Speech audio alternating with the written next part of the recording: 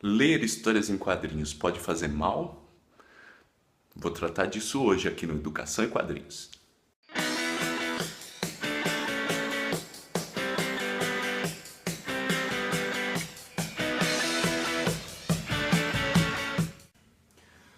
Oi, eu sou o Fábio e hoje eu vou falar sobre a sedução do inocente. O que é a sedução do inocente? É um nome bem forte, né? Sedução do inocente. Sedução do inocente foi um livro que foi escrito por um médico chamado Friedrich Werther, um psicanalista. Ele foi escrito no ano de 1954. E nesse livro, esse psicanalista, ele dizia que as histórias em quadrinhos faziam mal para as crianças, né? Faziam mal para os leitores. Ele era um psicanalista que trabalhava com adolescentes, então, de alguma maneira, ele trouxe dados que ele tinha do trabalho dele. Então, ele fez com que isso tivesse um peso científico, né? A palavra dele.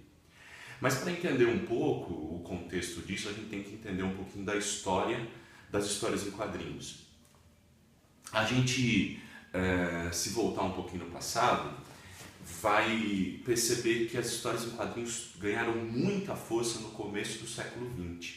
Né? No começo do século XX, é bom a gente ter a dimensão que estava acontecendo muita coisa. Então, em 40 anos de história, aconteceu a Primeira Guerra Mundial, a Revolução Russa, a quebra da Bolsa de Nova York, seguida da Grande Depressão Americana, que afetou o mundo inteiro, aliás, economicamente, né? Depois tem a Segunda Guerra Mundial, e isso se a gente contar, né, os fatos desde o seu início, de 1910 mais ou menos até 1950, então em 40 anos de história você tem um desenvolvimento de muitas coisas, né? E aí as histórias em quadrinhos que tinham tomado uma dimensão de comunicação em massa lá no final do século XIX, no comecinho do século XX, no início do século XX mesmo, começam a ter uma aceitação muito grande. As pessoas começam a consumir muito quadrinho, então muita gente lia história em quadrinhos. Isso no mundo inteiro, no Brasil também. O começo do século XX também marca o início das histórias de ação, né? Até um pouquinho antes do surgimento dos super-heróis. E aí vem os super-heróis mesmo, né? Finalzinho da década de 30, e causam então um impacto muito grande na cultura, né? Na cultura de massa. As pessoas consumiam muito. Eu costumo dizer, e pelo que eu já estudei e pude constatar, que há uma ligação entre essas coisas. Eu penso o seguinte: era um momento em que o mundo estava sofrendo muito, né? Havia um clima de guerra, uma situação muito complicada no mundo. As pessoas estavam perdendo as esperanças, né? Então os quadrinhos funcionavam como um tipo de fuga, assim como é todo tipo de entretenimento, né? As pessoas se divertem para poder continuar a vida, né? Para poder seguir adiante. E os quadrinhos traziam isso para as pessoas. E de que maneira? Primeiro, era acessível, né? Estava em todos os lugares, as cidades tinham, em todos os lugares tinha quadrinho, para vender era fácil de encontrar. E segundo, que era barato, né? Era uma forma de diversão barata, uma revistinha, e tinham muitos modelos. Então os adultos consumiam quadrinhos, o público feminino de quadrinhos era muito grande, né? Existem dados da época que constam que mais da metade do público que consumia quadrinhos era composto por mulheres. Então, quer dizer, o quadrinho alcançava um número de pessoas que talvez outros tipos de entretenimento não alcançassem. E o que acontece? Então, muita gente lendo quadrinho, o quadrinho fazendo muito sucesso, né? As adaptações de cinema já tinham começado. Se vocês derem uma procurada aí, vocês vão achar fácil, por exemplo, a versão cinematográfica de Super-Homem lá da década de 40. Então o Super-Homem que foi criado em 1938, em 1941 já tinha filme no cinema do Super-Homem, né? Foi uma ascensão muito grande para os quadrinhos. Radionovela, fotonovela, enfim, tudo que era possível para a mídia na época envolvia esses personagens, especialmente os super-heróis. Aí o que acontece? No pós-guerra, então terminada a Segunda Guerra Mundial, era como se a sociedade estivesse repensando as suas coisas, né? Começaram a analisar novamente o que faziam e como viviam, né? Em grande medida ligada às questões comerciais e econômicas. Mas aí chega o Dr. Wertham, né? Ou Wertham, como vocês preferirem, e lançam esse livro, o Sedução do Inocente. O que ele dizia? Ele dizia que no consultório dele ele atendia crianças e adolescentes que apresentavam problemas de comportamento, problemas vários psicológicos, né? E ele ligava isso ao consumo de quadrinhos, à leitura de quadrinhos. Ele vai usar nesse livro alguns exemplos. Então ele pega exemplos vários de jovens que ele diz que foram afetados pela leitura de quadrinhos. Para vocês terem uma ideia, eu acho que esse talvez seja o exemplo mais emblemático, é esse Dr. Wertham que vai dizer pela primeira vez que Batman e Robin são um casal homossexual, né? Ele vai tratar com a moral da época o problema da homossexualidade na juventude. E ele diz que os jovens eram estimulados, né, a serem homossexuais por conta da leitura das histórias de Batman e Robin, porque ele desenhou ali a ideia de que Batman e Robin eram um casal. Isso porque ele tinha elementos entre os pacientes dele. Pois bem, onde é que está o X da questão aí? Onde é que a gente faz, onde é que é possível fazer uma análise a respeito disso? Primeiro, o que na década de 50 era tratado como problemas, né, da juventude, problemas da adolescência, nem todos eles nós hoje tratamos como problemas, né? As coisas mudaram, essa é a primeira coisa. A segunda é que o nível de informação é tão grande hoje, mas tão grande hoje, que chega a ser bobagem a gente pensar que é possível, né, que uma história em quadrinhos consiga ser o motivo de alguma coisa.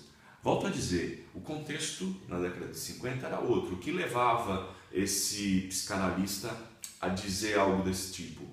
Era a ideia de que o contato que as crianças, que os adolescentes tinham com mídias, né, com meios de comunicação, era só quadrinhos, né? Isso, de alguma maneira, trazia um peso muito grande para aquela leitura. E aí determinava que aquilo estava causando problemas.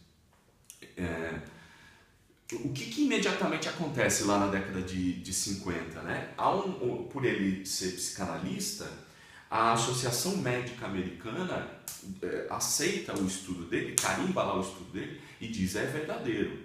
Então, os quadrinhos só poderão ser consumidos pelas crianças se tiverem um selo de autorização. Cria-se lá um comitê de ética dos quadrinhos e tudo mais, para determinar quais quadrinhos eram próprios para a leitura, aqueles que recebiam o selo, né? E esse selo, ele chegou no Brasil também, né? Ele foi usado nas histórias em quadrinhos do Brasil paralelamente, ao mesmo tempo que era usado nos Estados Unidos. Acontece que para conseguir esse selo, as histórias tinham que se adaptar muito e tiveram que mudar muito. Então, omitir várias coisas, mudar a história de personagens, mudar a condução, acabou, na verdade, que as pessoas pararam de consumir quadrinho, né? Os quadrinhos tiveram uma queda muito grande. Então, no começo do século XX, onde teve um aumento muito, muito grande do consumo de quadrinhos, até a década de 50, houve uma queda muito, muito grande do consumo de quadrinhos. Vem daí então um preconceito, né, contra os quadrinhos que hoje nós não estamos sentindo muito. Isso é bem legal, foi diluído, parece que passou um pouco. Mas se você é um pouco mais velho ou mesmo puder conversar com seu pai, avô e tal a respeito disso, vai perceber que havia há pouco tempo atrás proibição da leitura de quadrinhos, né? Haviam pessoas que foram proibidas quando eram crianças e adolescentes de ler quadrinhos, porque era a ideia de coisa de vagabundo, que não vai levar ninguém a lugar nenhum, que não traz nenhum benefício e que faz mal. Além disso tudo, faz mal, atrapalha a imaginação, atrapalha a leitura e etc. Quando na verdade há hoje muitos estudos, muitas pesquisas que provam exatamente o contrário, que o quadrinho faz bem, faz muito bem para as leituras. Para várias leituras e para várias coisas. Há um número muito grande de pessoas que se alfabetizaram lendo quadrinhos e tudo mais. Mas voltando a falar do livro, né, A Sedução do Inocente. Para vocês terem uma ideia, as pessoas se reuniam em praça pública, com as crianças em volta e tal, e para queimar quadrinhos, queimar em praça pública, veja, as histórias de quadrinhos viraram assim o centro, né, das questões, dos problemas da juventude, que é um exagero enorme, até para a década de 50, né? Não faz sentido nenhum. Passado algum tempo, os arquivos que foram usados para gerar esse livro do Vertan, né, o que gerou o livro Sedução do Inocente, eles ficaram públicos. E aí tem uma pesquisadora norte-americana, que é a Carol Tiley. Ela fez um estudo utilizando os arquivos do Dr. Vertan, e ela descobriu, vou utilizar palavras brandas para tratar, palavras suaves. Ela descobriu incoerências, digamos assim, né? O estudo dela mostra, na verdade, que alguns números, alguns dados usados pelo Vertan foram manipulados. Em que sentido? Por exemplo, ele diz que ele tem milhares de casos de jovens que tiveram problemas com quadrinhos. Quando ela foi examinar os arquivos, ela achou algumas centenas apenas de casos. Em alguns casos não chegava a nenhuma centena de casos. E ele dizia que eram milhares. Então, isso causou um impacto muito grande, né? Quando na verdade era algo mais controlado. Outra coisa, ele omitiu muitas informações. Nesse caso que eu falei sobre Batman e Robin, por exemplo, ele fala de um menino que tinha desejos sexuais pelos colegas e tal, e que tinha dentro de um orfanato, né, tinha abusado de outro colega. Aí ele diz que foi por conta da leitura. Mas ele omitiu, por exemplo, o dado em que esse menino diz que o quadrinho do Batman não era o quadrinho preferido dele e que ele nem lia muito, que na verdade ele gostava de outros, lia outros. Então, quer dizer, a relação imediata, a relação direta que ele quis colocar, ele forçou a barra, né? Ele tirou os quadrinhos que o menino gostava e deixou só o quadrinho que interessava para ele fazer a ligação. Então, quer dizer, até para não dizer que foi má fé e tudo mais, nós podemos até chegar nessa conclusão, mas houve bastante equívoco, né? Houve bastante equívoco, bastante manipulação. E teve um impacto muito grande, ele foi responsável por uma mudança muito grande no mercado de quadrinhos, quer dizer, teve uma responsabilidade muito grande no trabalho dele. Eu vou deixar o link aqui do trabalho da Carol Tiley, né? Para quem consegue ler em inglês, vai ficar mais fácil, mas tem também uma matéria que resume o trabalho, dá para entender bem em português, também vou deixar o link, certo? Recentemente, os quadrinhos também deram, né, um salto muito grande. Então eu acho que esse momento da história em que o Frederick Wertham trouxe essa discussão, a gente tem que tomar cuidado com ela, né, para não aparecer outro doido aí com dados e tudo mais e dizer que os quadrinhos fazem mal, que podem corromper as pessoas ou o que quer que seja. A gente tem que tomar cuidado. É só a gente lembrar que não faz tanto tempo assim fizeram isso com os videogames, né? Quando houve lá o massacre de Columbine, ou quando entra algum doido atirando em cinema e tudo mais, logo dizem, é porque ele assistia filmes violentos, é porque ele jogava um videogame violento. Na verdade, não há nenhum estudo sério com dados suficientes que mostrem que há alguma vinculação. Então não há, né? Há traços, aliás, psicológicos outros que explicam isso, e não o consumo de uma mídia, de um divertimento, como é o caso dos quadrinhos, do videogame e tudo mais. Tá? Tem esse livro aqui, olha, indicando, que é o Brincando de Matar Monstros, do Gerard Jones. Ele é um livro já merecia uma atualização, porque ele é de 2004, mas para quem se interessar pelo assunto, vale muito a pena. Hoje ele está bem baratinho para comprar. Não sei se dá para encontrar ele em PDF, mas aí vou deixar por conta de quem tiver curiosidade de procurar. Mas o Gerard Jones, então, ele aqui fala da importância de que as crianças tenham contato com fantasia, com situações fantasiosas, como videogame, histórias em quadrinhos, filmes, desenho animado, que isso para a criança traz uma outra dimensão. Ele vai trabalhar bastante isso e fala que isso traz benefícios para a educação das crianças. Então, quando lá o Frederick Wertham dizia que fazia mal, né, a violência ou outras situações, hoje nós temos um estudo que esse sim mais sério, e tem outros vários, mas esse livro é bastante gostoso a leitura, então vale a pena.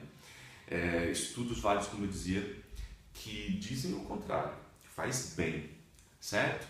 Então, não caiam nessa não, de que quadrinhos pode fazer mal, isso ficou no passado, não deixem essa moda voltar, tá bem? E até o próximo vídeo. Se você gostou, dá aqui o seu like, por favor, para nos ajudar. E também se inscreve no canal aí se você ainda não for inscrito, tá bem? Valeu!